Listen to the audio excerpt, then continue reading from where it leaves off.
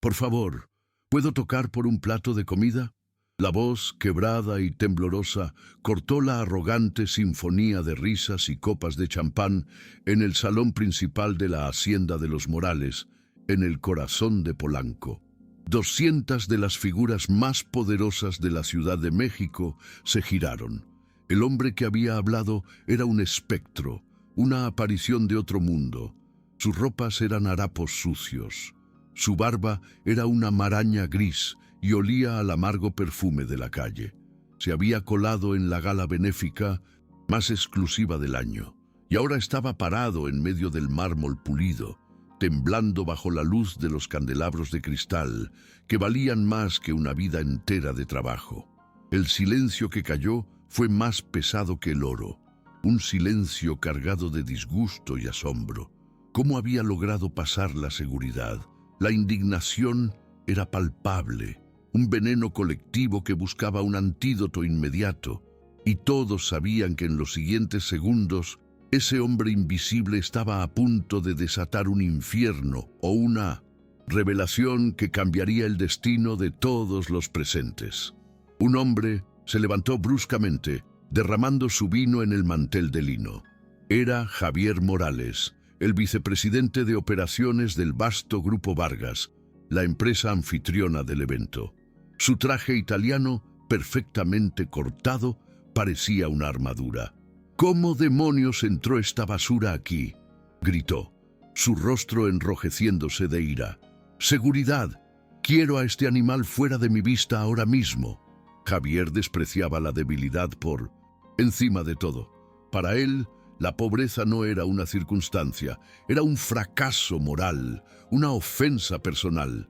Había pasado meses organizando esta gala para impresionar a los inversionistas y al esquivo dueño de la compañía, Mateo Vargas, y la presencia de este vagabundo era un insulto directo a su control y a su poder. No era solo un intruso, era un símbolo de todo lo que Javier creía que debía ser erradicado y ocultado de la vista de la gente importante. Pero el hombre en harapos, Mateo, aunque interpretaba el papel del desamparado a la perfección, no era lo que parecía. Debajo de la suciedad y la barba falsa, sus ojos, deliberadamente bajos y asustadizos, eran agudos y calculadores. Llevaba semanas cultivando esta apariencia, estudiando los gestos del dolor silencioso de aquellos a quienes la sociedad había olvidado. Cada murmullo de desprecio, cada mirada de asco, la estaba catalogando. Estaba allí en una misión secreta, una prueba final. Había escuchado rumores sobre la crueldad de su segundo al mando, Javier, y sobre irregularidades financieras que los auditores no lograban precisar. Esta noche, Mateo había decidido ver con sus propios ojos el verdadero carácter de los hombres que manejaban su imperio. Necesitaba saber si la podredumbre que sospechaba en sus libros contables se reflejaba en el alma de sus líderes.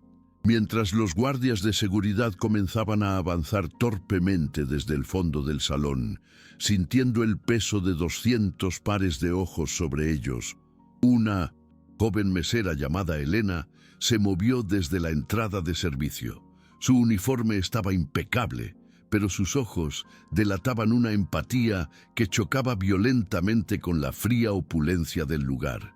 Ella no veía a un vagabundo, veía el hambre que ella misma había sentido no hacía mucho tiempo. Instintivamente sacó un panecillo de su delantal, un gesto pequeño y suicida en ese entorno. Dio un paso adelante, quizás para ofrecer el pan o un vaso de agua, un acto simple de humanidad en un desierto de 1950. Arrogancia. Antes de que Elena pudiera dar un segundo paso, el gerente del hotel, un hombre nervioso llamado Esteban, la agarró bruscamente del brazo, sus dedos clavándose en su piel. «Esteban, si te metes en esto, estás despedida». Siseó en su oído su voz urgente y aterrorizada por los clientes de alto perfil. «Esa gente no es nuestro problema. Nuestro trabajo es servir a los que pagan, no a los que piden. Lárgate a la cocina ahora mismo». La empujó hacia las sombras del pasillo de Windows Servicio, y Elena retrocedió, sus ojos llenándose de lágrimas de frustración e impotencia. No se atrevió a desafiarlo, pero se quedó observando desde la oscuridad, incapaz de darle la espalda por completo a la crueldad que estaba presenciando. Su corazón se rompía sin saber que su pequeño gesto de compasión estaba siendo observado y memorizado por la persona más importante en la sala. Javier Morales, sin embargo, estaba disfrutando del espectáculo. Los guardias se acercaban, pero el vagabundo los ignoró y, con una lentitud exasperante, caminó hacia el centro del salón. Allí, sobre una tarima iluminada, descansaba un magnífico piano de cola Bösendorfer Imperial. Era una pieza de arte en sí misma, de madera negra pulida que reflejaba las luces doradas como un espejo oscuro.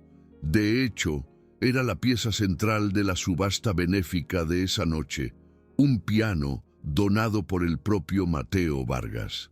El vagabundo se acercó a él, extendiendo una mano temblorosa y sucia hacia la madera pulida. «Ni se te ocurra tocarlo», berreó Javier, sintiendo una oleada de poder. «Ese piano vale más que tu miserable vida entera. Vas a arruinar el barniz con tus manos asquerosas». Las risas volvieron, más fuertes esta vez, risas de alivio y burla. La multitud se sentía segura de nuevo en su superioridad. El vagabundo era una broma, no una amenaza. Mateo bajó la cabeza, interpretando la humillación, pero por dentro, una ira fría comenzaba a arder. Recordaba haber elegido personalmente ese piano, la emoción de saber que su música y luego su donación traerían consuelo, y ahora su propio empleado lo usaba como un arma para humillar a los indefensos. «Por favor», suplicó Mateo, su voz quebrada resonando en el salón. «Solo una canción. Tengo hambre. No he comido en 3 días». Era una mentira calculada, por supuesto. Había cenado salmón ahumado 2 horas antes en su penthouse, pero necesitaba ver hasta dónde llegaría la crueldad de Javier. ¿3 días? ¿Y por qué demonios es eso nuestro problema?, soltó Javier con una carcajada sonora y despectiva. Se volvió hacia los otros empresarios, buscando su aprobación. «El mundo está lleno de gente que no quiere trabajar como tú. Esperan que todo les sea regalado. Nosotros llegamos aquí con esfuerzo, sudor y sacrificio. Nadie nos regaló nada».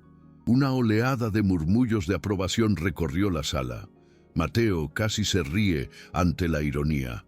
Javier, el hombre que hablaba de sacrificio, había llegado a su puesto gracias al nepotismo y pasaba la mayor parte de sus días en el campo de golf, mientras los auditores de Mateo investigaban los millones que parecían estar desapareciendo bajo su supervisión. Entonces, Javier tuvo una idea maliciosa, una forma de llevar la humillación al siguiente nivel y consolidarse como el maestro de ceremonias de esta farsa. Una sonrisa cruel se dibujó en su rostro. «¿Saben qué? Tiene razón», dijo, silenciando a la multitud. Se subió a una silla para que todos pudieran verlo. «Vamos a darle una oportunidad a nuestro artista invitado. Demostremos nuestra generosidad». Un silencio expectante cayó sobre el salón. La confusión era palpable. ¿Qué estaba haciendo? Javier se deleitaba con la atención, sintiéndose como un emperador romano en el Coliseo, decidiendo el destino del gladiador. «Si logras tocar algo decente», continuó Javier, señalando a Mateo con un dedo acusador, «algo que no haga sangrar nuestros oídos. Yo mismo pagaré tu comida. Te daré el mejor filete de la cocina». La multitud anticipaba el entretenimiento cruel, el inevitable y humillante fracaso del vagabundo. «Pero», añadió Javier, bajando la voz para darle un efecto dramático, «cuando fracases miserablemente, y todos aquí sabemos que lo harás, quiero que todos vean lo que sucede cuando damos falsas esperanzas a gente que no quiere nada de la vida. Saldrás de aquí y no volverás a poner un pie en este hotel. ¿Trato hecho? Mateo sintió su corazón acelerarse, no de nerviosismo, sino de pura anticipación. Era la hora. Javier acababa de cavar su propia tumba con una pala de arrogancia. El círculo de rostros expectantes que se formó alrededor del piano recordaba a una arena esperando la entrada de los leones. Mateo podía oler la sed de humillación en la atmósfera.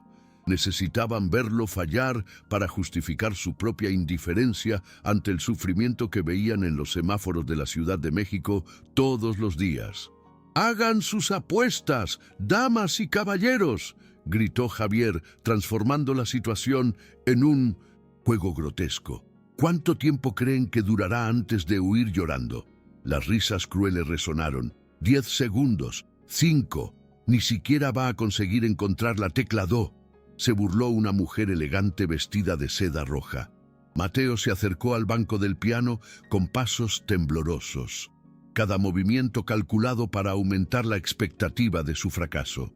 Sus manos, visiblemente sucias y con las uñas rotas, temblaron exageradamente cuando alcanzaron la tapa del piano. Era un actor consumado y esta era su audiencia más importante. «¡Cuidado con arañar el barniz!», gritó el gerente del hotel desde el margen, visiblemente nervioso por la posible reacción de sus clientes. «¡Ese piano vale más que tu vida entera!». La frase provocó una nueva oleada de risas, pero Mateo notó que no todos estaban riendo. La joven mesera Elena observaba desde la entrada de la cocina, las lágrimas corriendo silenciosamente por sus mejillas. Uno de los guardias de seguridad parecía visiblemente incómodo, desviando la mirada, e incluso un empresario mayor en la primera fila, don Carlos Sandoval, un hombre conocido por su filantropía y por haber construido su fortuna desde la nada, observaba a Javier con una expresión de profundo desdén. Javier, sin embargo, estaba disfrutando cada segundo.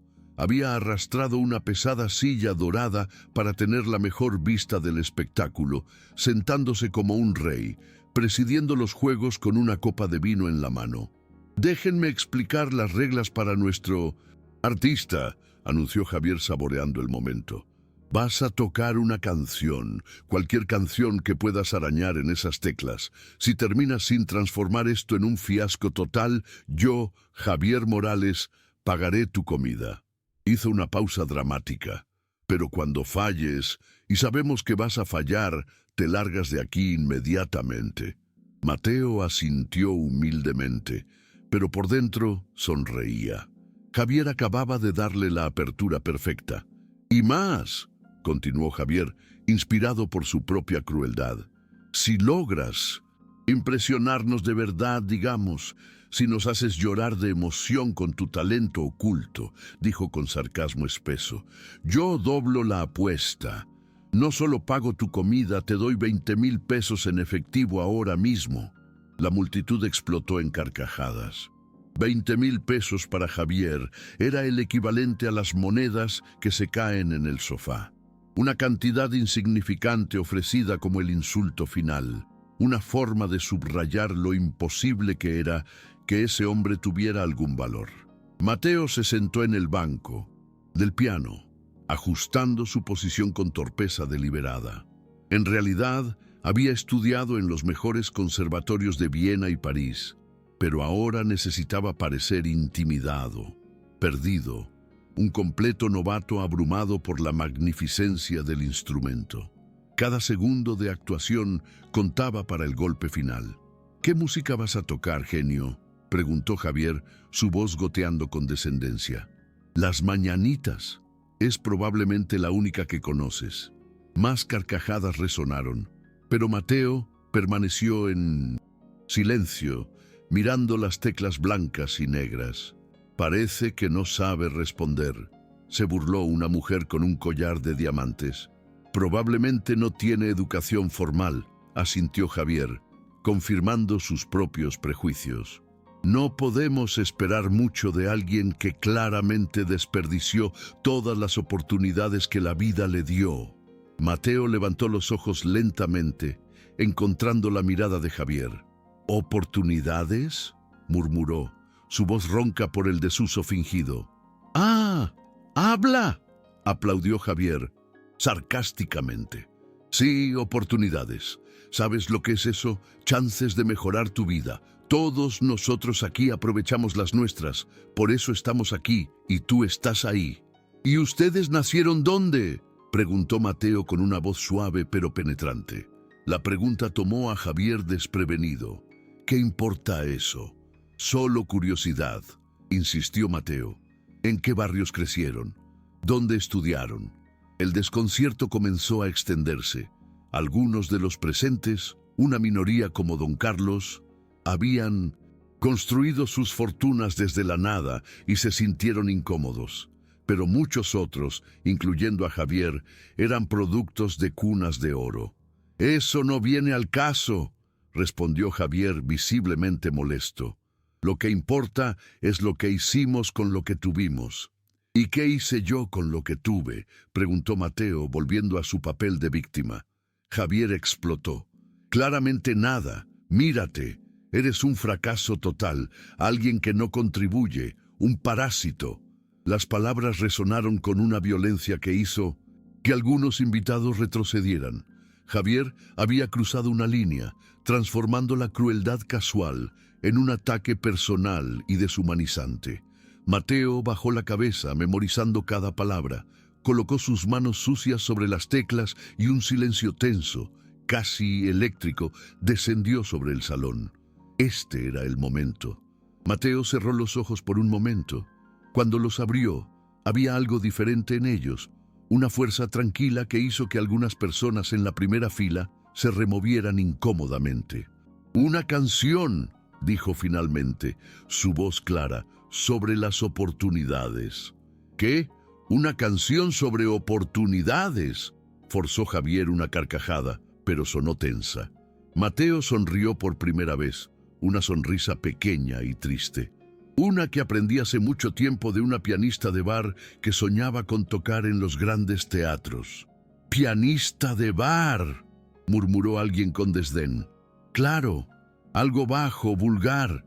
Mateo escuchó el comentario. «Ella era mi madre», dijo simplemente, y el salón quedó en absoluto silencio. Ricardo, sintiendo que perdía el control, rompió el momento. «¡Qué conmovedor! Tiene una historia triste. ¡Qué sorpresa! Bueno, estoy seguro de que tu madre estaría muy orgullosa de ver en lo que te has convertido». La crueldad de esa observación hizo que incluso algunos de los invitados más duros hicieran una mueca. Mateo respiró hondo, ignorando el insulto.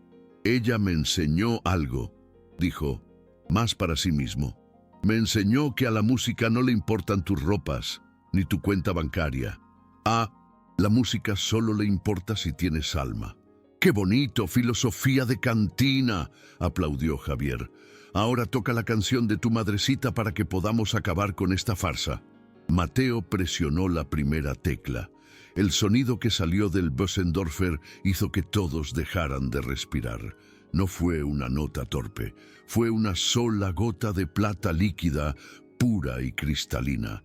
No era el sonido vacilante que esperaban de dedos inexpertos.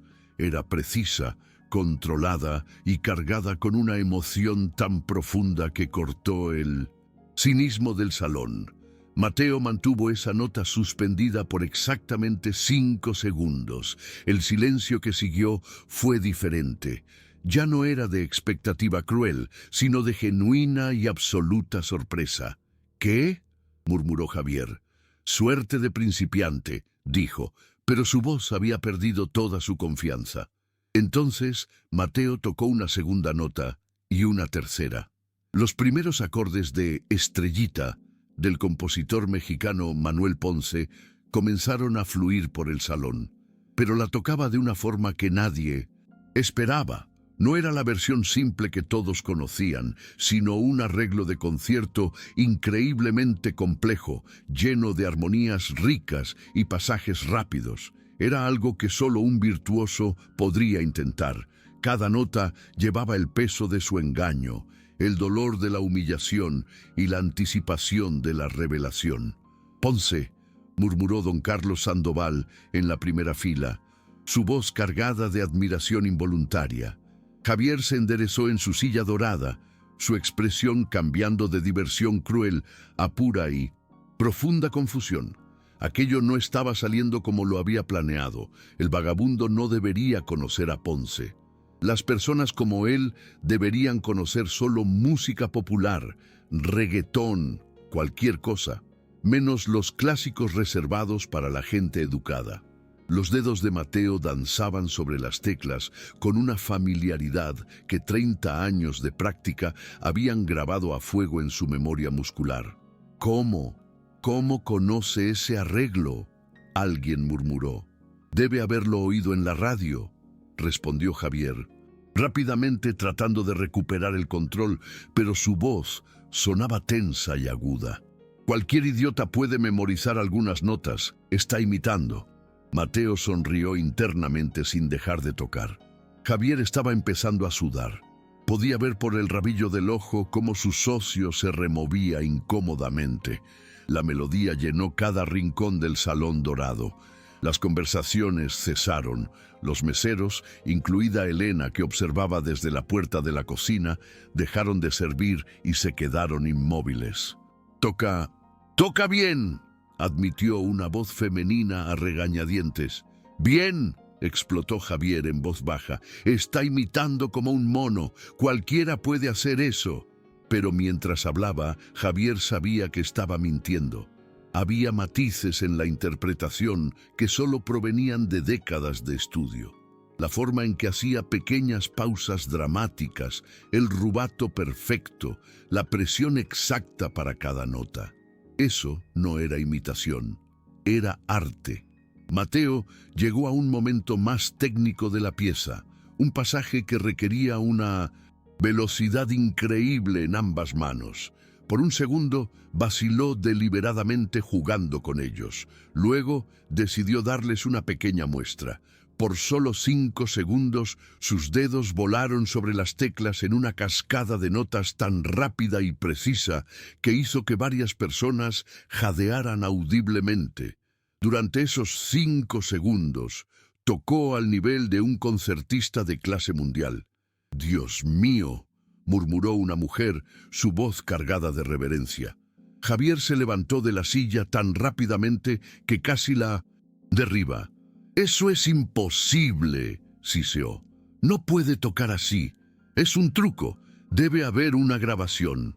Pero Mateo ya había regresado al nivel más lento y contenido, como si aquellos 5 segundos de brillantez hubieran sido un accidente. Estaba jugando con ellos como un gato con un ratón, preparando el escenario para la gran revelación.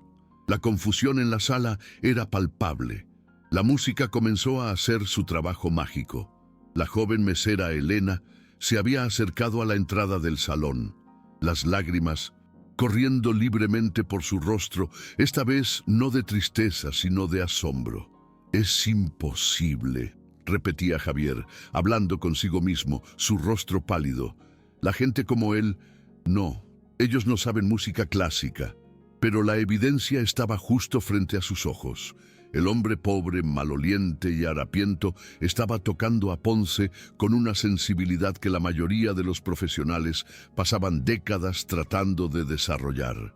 Don Carlos Sandoval se acercó lentamente al piano. A diferencia de Javier, no había burla en su rostro, solo una profunda y desconcertante curiosidad. Había lágrimas contenidas en sus ojos. «¿Cuánto tiempo llevas tocando?», preguntó suavemente, aprovechando una breve pausa en la melodía. Mateo lo miró, abandonando la mirada sumisa. «Toda mi vida, señor». El doctor Sandoval asintió lentamente, reconociendo la verdad. «¿Dónde aprendiste? Esa técnica no es de aficionado». Mateo sonrió levemente. «Mi madre me enseñó los primeros acordes. Después, la vida me enseñó el resto». La respuesta fue perfectamente ambigua. «Tu madre», dijo don Carlos, «fue una gran maestra». Javier no pudo soportarlo más. El espectáculo no iba según lo planeado. Se suponía que esto sería una humillación rápida, no un recital que estaba cautivando a su audiencia. «Sandoval, por favor, ¿no puedes estar tomando esto en serio?», espetó. «Es un pobre diablo. Este tipo de gente no toca el piano. Es un truco, les digo. Está buscando su compasión para robarnos». Don Carlos se volvió hacia Javier. Su expresión normalmente afable se endureció. «¿Y por qué no, Javier? ¿Qué impide que un hombre conozca la música solo porque está pasando por dificultades? ¿Crees que la pobreza borra el talento? ¿Crees que la falta de un traje caro te hace menos humano?». La pregunta silenció a Javier momentáneamente, quien buscó apoyo en la multitud, pero solo encontró rostros confundidos y fascinados por la música. «¡La educación!», gritó finalmente Javier desesperado. «Las oportunidades, el acceso. Las personas como él no tienen acceso a... Javier titubeó, dándose cuenta de que solo se hacía sonar aún más elitista. «¿A qué?», preguntó Mateo suavemente, sus manos aún descansando sobre las teclas. «¿A la música? ¿A la belleza? ¿Al arte?». Javier se sintió acorralado. «Al entrenamiento adecuado, a los conservatorios, a la cultura», dijo finalmente, sin convicción.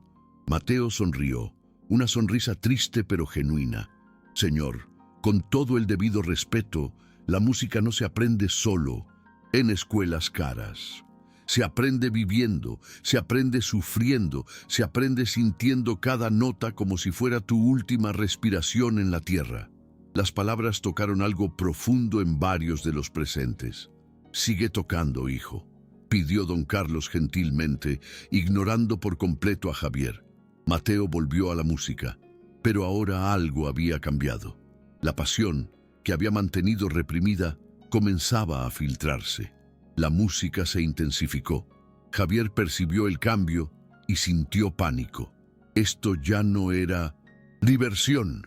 Esto se estaba convirtiendo en algo que cuestionaba todo en lo que él creía. «¡Basta!», gritó de repente. «¡Basta de esta farsa!». Pero su voz fue engullida por la música, que ahora crecía en volumen e intensidad. Lo que había empezado como un espectáculo cruel se estaba transformando en algo que nadie esperaba, un momento de verdadera trascendencia artística. Mateo había terminado la pieza de Ponce y sin pausa había transitado a una interpretación de la Fantasía Impromptu de 1900, Chopin. La transición fue tan suave, tan magistral, que el aire en el salón pareció cargarse de electricidad espiritual. Ya no era posible negar el hecho. El hombre harapiento era extraordinario. Era un maestro. Javier permanecía de pie junto a su silla dorada, los puños cerrados con tanta fuerza que sus nudillos estaban blancos. Observaba cómo su mundo, cuidadosamente construido de jerarquías sociales, donde los ricos eran talentosos y los pobres inútiles, comenzaba a desmoronarse con cada nota perfecta. Su rostro había adquirido un color rojo oscuro. Esto es algún tipo de truco», murmuró, su mente buscando desesperadamente una explicación lógica. «Tiene que ser una broma». Pero don Carlos Sandoval se había acercado aún más al piano, sus ojos fijos en las manos de Mateo. «No es ningún truco, Javier», dijo suavemente, pero con autoridad. «Este hombre tiene como mínimo 30 años de estudio serio. Miren cómo frasea, miren cómo controla cada dinámica, desde el susurro hasta el trueno. Eso no se puede fingir». La observación de don Carlos se esparció por el salón. Otros invitados comenzaron a acercarse, su desdén inicial reemplazado por una curiosidad genuina. «¿Dónde estudió usted?», preguntó una mujer elegante, su voz cargada de confusión. Mateo no respondió de inmediato, permitiendo que la pregunta flotara mientras sus manos continuaban creando magia. Cuando finalmente habló, su voz salió baja. «En todos los lugares donde la vida me llevó, señora. En Minnesota, Iglesias abandonadas con pianos desafinados, en bares ruidosos donde la música competía con gritos y peleas, en calles frías donde solo yo podía oír la melodía en mi cabeza.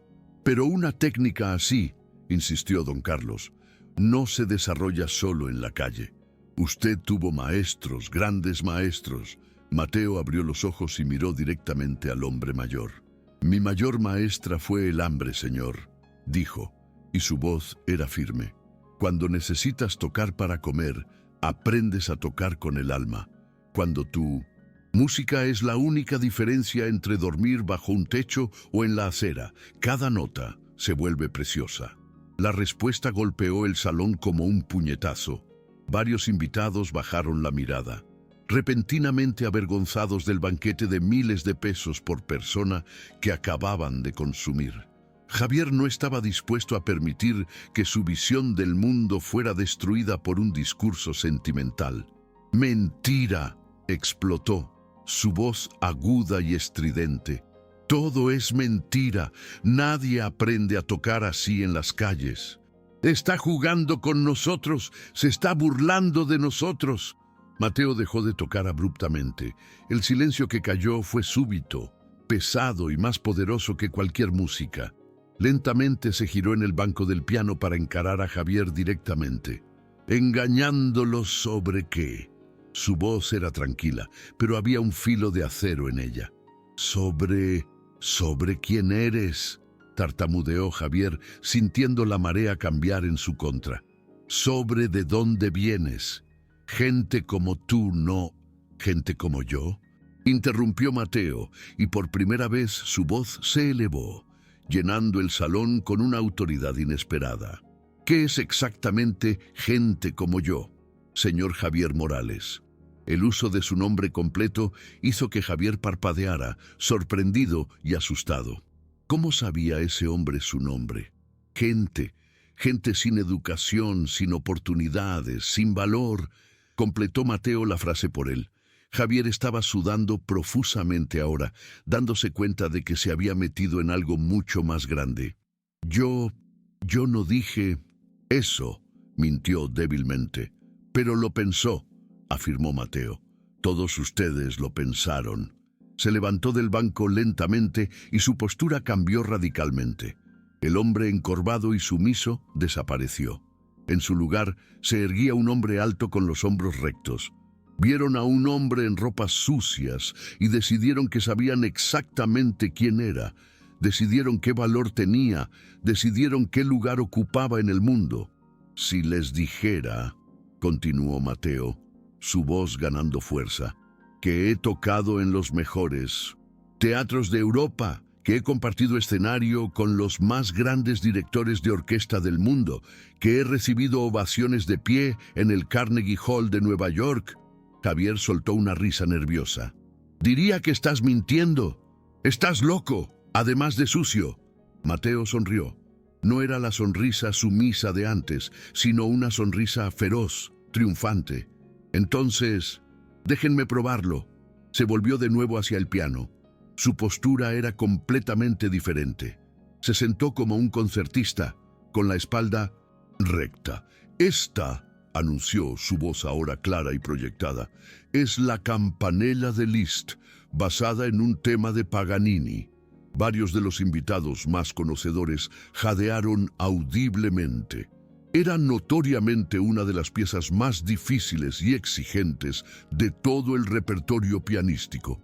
Una verdadera tormenta de notas que exigía una técnica perfecta y una resistencia extraordinaria. Y entonces Mateo comenzó a tocar. Lo que salió del piano ya no era música, era pura fuerza de la naturaleza. Las primeras notas, los arpegios ascendentes, los saltos imposibles de la mano derecha explotaron del instrumento como rayos.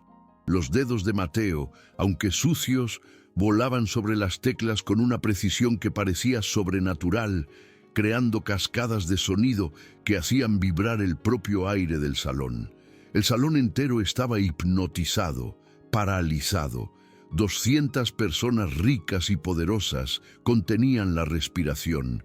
observando a un hombre que minutos antes habían tratado como basura, demostrar un nivel de maestría que muy pocos en el mundo podían alcanzar. Era una ejecución impecable, pero también estaba llena de una furia y una pasión que la hacían aterradora y hermosa. Javier Morales se había desplomado de nuevo en su silla, su rostro tan pálido como el papel. Sus manos temblaban incontrolablemente mientras observaba su realidad desintegrarse nota por nota. Esto era imposible. Los vagabundos no tocaban así. Las personas sin valor no poseían esa habilidad divina. Todo su sistema de creencias estaba haciendo añicos. No, no puede ser real, murmuró.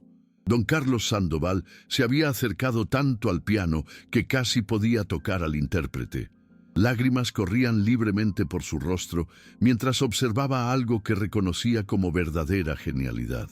40 años, susurró para sí mismo. 40 años escuchando música clásica. Y nunca he oído nada como esto. La pasión, la precisión, es...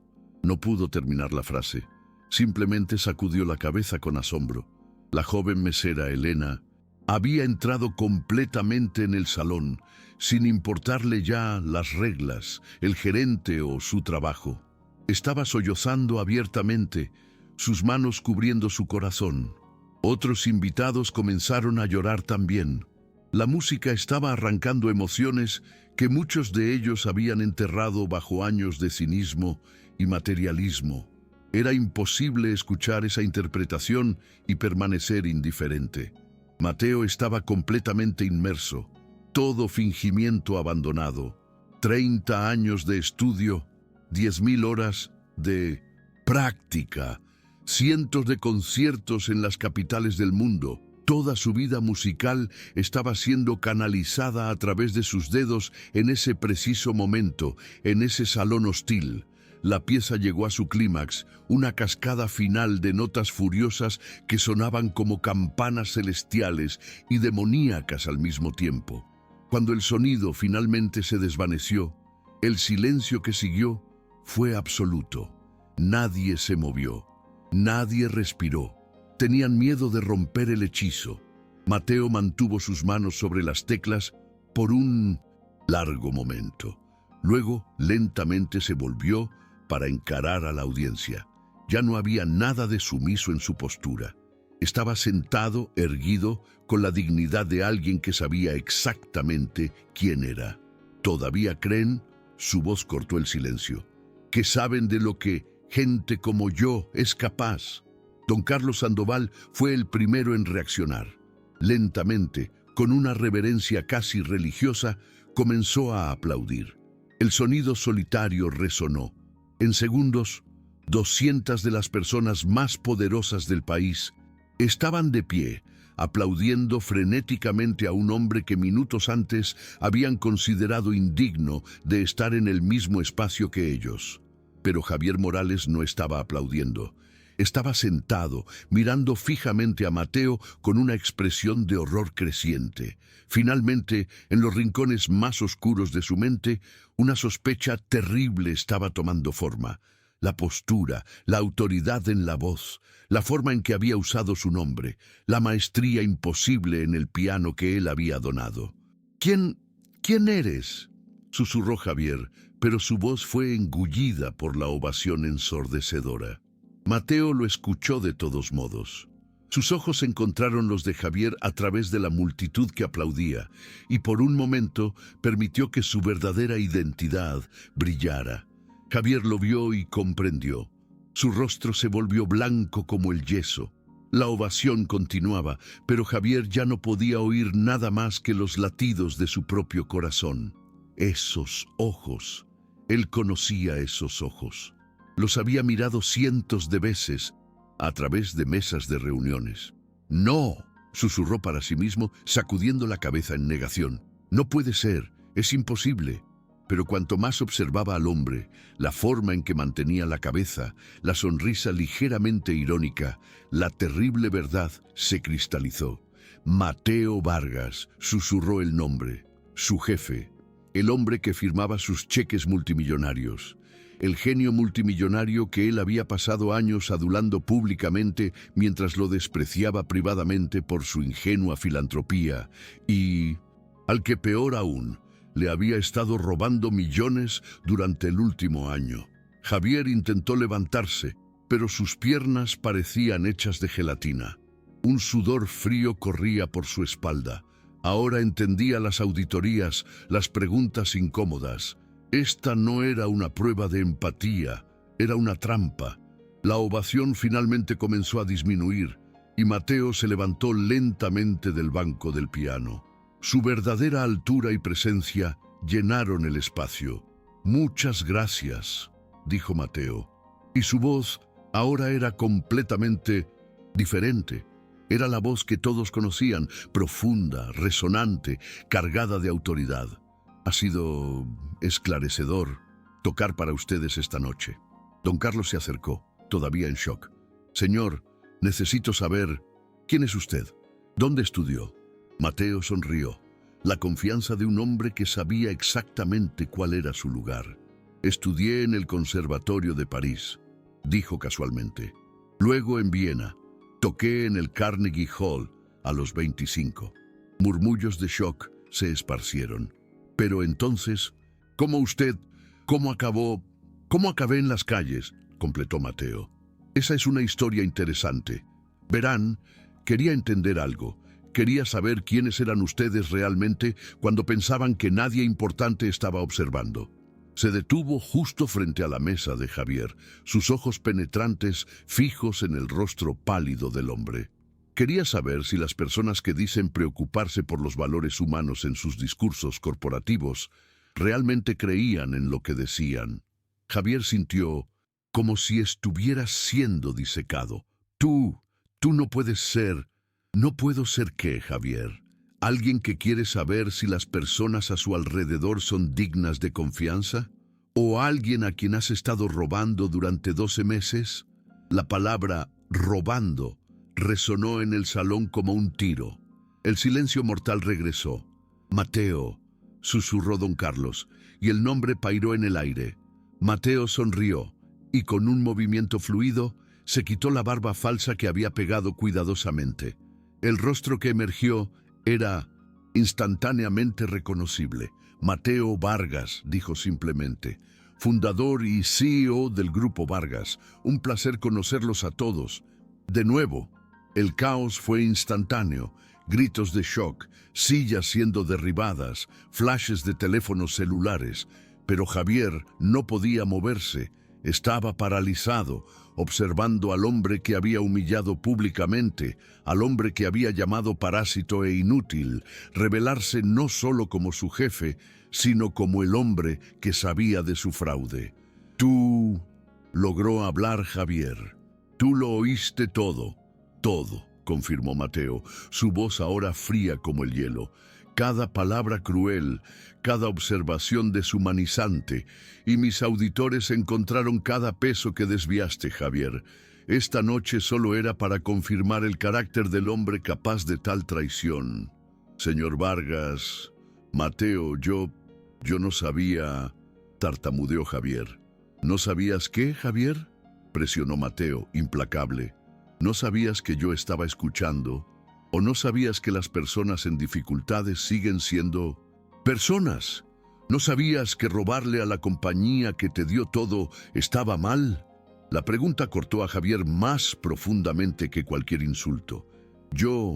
Fue solo tu verdadero yo», completó Mateo fríamente. «Y ahora todos nosotros sabemos exactamente quién es Javier Morales». El salón lujoso nunca había presenciado un silencio tan pesado. Javier levantó los ojos, llorando. No eran lágrimas de remordimiento, sino de pánico puro. «Señor Vargas, por favor, si hubieras sabido que era multimillonario, me habrías tratado diferente», interrumpió Mateo. «Esa es tu defensa, no estás arrepentido de tu prejuicio ni de tu robo. Estás arrepentido de haberte aplicado a la persona equivocada y de que te atraparan». Don Carlos se acercó. Mateo, esta fue una demostración poderosa, pero ¿cuál es el objetivo? Mateo se volvió hacia el hombre mayor. Augusto, ¿cuántas veces pasaste junto a un indigente esta semana? ¿A cuántos miraste a los ojos? Hoy vieron que un hombre en ropas sucias podía tocar a Liszt mejor que nadie aquí. Y yo... Caminó lentamente, parando ahora frente a la joven mesera Elena, a quien el gerente había traído de vuelta. Esta joven, dijo poniendo una mano gentil en su hombro, fue la única persona aquí que ofreció ayuda genuina. No porque pensara que yo era importante, sino porque vio a un ser humano con hambre. Se volvió hacia el gerente del hotel, que palideció. Y usted casi la despide por mostrar las cualidades que deberíamos valorar más. Regresó al centro. Hago esta prueba porque necesito saber quiénes son mis socios. Y algunos de ustedes, miró a Javier, me han demostrado que no merecen esa confianza. Javier, nuestra sociedad ha terminado, dijo Mateo con voz firme. Tus acciones en la empresa serán liquidadas para cubrir una parte de lo que robaste. Mis abogados se encargarán del resto mañana por la mañana. Seguridad, llamó Mateo. Los mismos dos guardias corpulentos se acercaron. Por favor, escolten al señor Morales fuera del edificio. Asegúrense de que recoja sus efectos personales de su oficina esta noche. Ya no trabaja aquí. Javier, sollozando, no dijo nada mientras lo sacaban. Mateo se dirigió entonces a Elena, que temblaba. Elena, ¿verdad? El gerente me dice que usted estudia administración por las noches. Elena asintió, incapaz de hablar. Bien, a partir de mañana, usted trabajará en mi oficina. Dirigirá la nueva fundación de alcance comunitario que estoy creando. Necesito a alguien con su corazón, alguien que recuerde ofrecer el pan antes de juzgar. Su salario se triplicará. Elena se cubrió la boca, las lágrimas ahora de pura incredulidad. Con eso, Mateo se dirigió hacia la salida del gran salón. 200 personas lo observaban, en silencio y avergonzadas. Justo cuando llegaba a la puerta, Mateo se detuvo y se volvió una última vez. Una sonrisa irónica, la primera sonrisa genuina de la noche, apareció en su rostro. Ah, y solo para que... Conste, dijo su voz resonando con humor. Todavía tengo hambre. ¿Alguien podría conseguirme ese plato de comida que me prometieron? Un filete, término medio, por favor.